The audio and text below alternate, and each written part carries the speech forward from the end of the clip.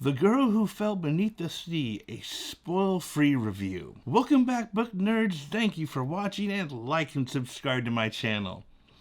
The Girl Who Fell Beneath the Sea. This is a book centered around a young girl named Mina. Mina lives in a small village, and they feel that the storms that have ravaged her world for 100 years is because the sea god is angry.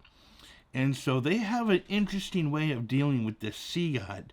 They sacrifice their daughters periodically for the brides of this sea god.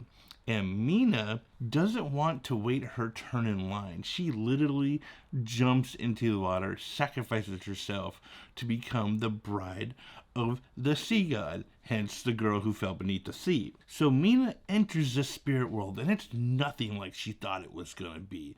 It is a full, epic fantasy world full of gods and spirits and people who have died, past relatives, and she is engrossed in this great world.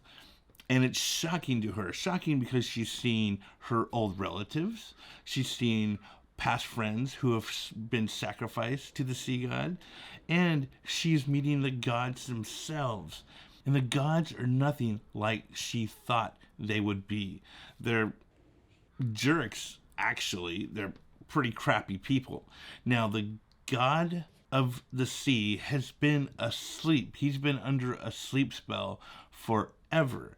And come to find out that maybe she holds the key to wake him up.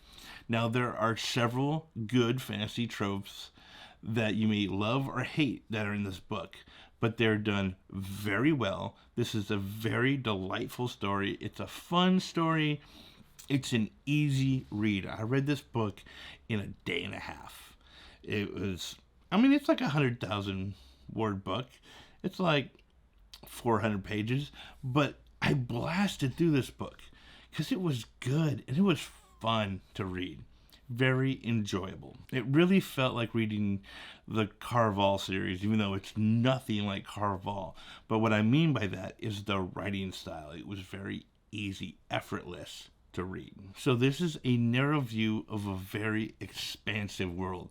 There's so many things in the shadows that you get in this book, but they're told from a narrow perspective, just what Mina is experiencing, but you see little hints of a much bigger world. Okay, so The Girl Who Fell Beneath the Sea was on Goodreads' Book of the Year list.